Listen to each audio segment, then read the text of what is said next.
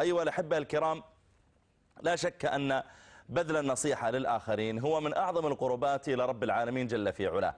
ولقد كان نبينا وسيدنا رسول الله صلوات ربي وسلامه عليه وعلى آله وصحبه أجمعين كان يبذل النصيحة للناس، ولم يكن صلى الله عليه وسلم يقصر في ذلك أبدا. وكان عليه الصلاة والسلام يبذل النصيحة مستعملا الرفق واللين في تعامله مع الآخرين. وكان عليه الصلاة والسلام أيضا إذا بذل النصيحة للناس يحرص على أن يبذلها بالأسلوب الذي يجعل أولئك الآخرين يجعلهم يتقبلون هذه النصيحة بصدر الرحب ويسارعون إلى تنفيذ ما ذكره عليه الصلاة والسلام فيها. من ذلك أنه عليه الصلاة والسلام كان إذا أراد أن يقدم النصيحة إلى أحد ينصحه بأن يمدحه قبل ذلك ويثني عليه ثم يقدم له النصيحة بعد ذلك. انظر مثلا إلى قوله عليه الصلاة والسلام لعبد الله بن عمر لما أراد صلى الله عليه وسلم أن ينصحه بأن يقوم الليل، قال عليه الصلاة والسلام له: نعم الرجل عبد الله، فمدحه وأثنى عليه ثم قال: لو كان يقوم الليل. ولما أراد صلى الله عليه وسلم أن يقدم نصيحة إلى معاذ بن جبل رضي الله تعالى عنه قال له عليه الصلاة والسلام، قال له: يا معاذ والله إني أحبك. أراد أن يقدم إليه نصيحة تتعلق بأن يقول بعد الصلاة أذكار، فقال عليه الصلاة والسلام له: يا معاذ والله إني أحبك.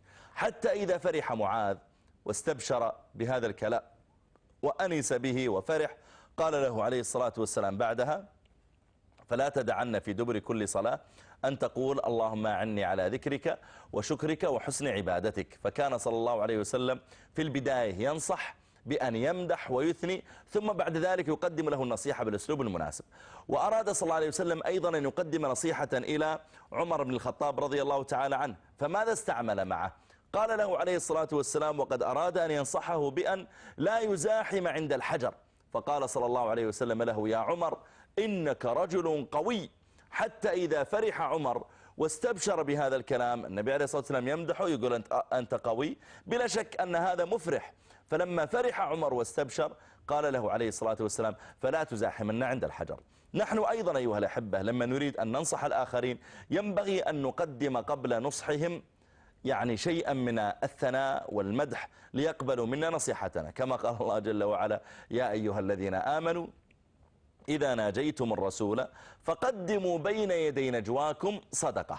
فأمرهم أن يقدموا بين يدي نجواهم صدقة، يعني أن يتصدقوا قبل أن يناجوا النبي صلى الله عليه وسلم. من ذلك لما أريد أني أنصح ابني مثلا، نفرض أن ابني مقصر في الصلاة، فأقول له: والله يا ولدي إني أحبك وإني ما شاء الله أفتخر بك وإن أخلاقك حسنة ودراستك ما شاء الله موفقة، وأثني عليه ثم أقول: لكن يا ولدي أتمنى أن تحرص على الصلاة أكثر. لما أريد أني أنصح جاري بأن مثلا يعتني بحجاب زوجته أو حجاب بناته، فأقول له مثلا: أنت من أحسن الجيران، أنت من أحسنهم خلقا، أنت من أحرصهم على الخير، فأثني عليه بما أعلم فيه من خير، ثم بعد ذلك أقدم له النصيحة. أقول: لكن يعني ما شاء الله بناتك يعني فتيات يعني حسنات الخلق عفيفات، إنما ليتك أن تعتني شيئا أكثر بحجابهن وما شابه ذلك من يعني الأساليب، مع إحسان النية والدعاء لهم وصدق المقصد، وهذا إن شاء الله تعالى ينفع به.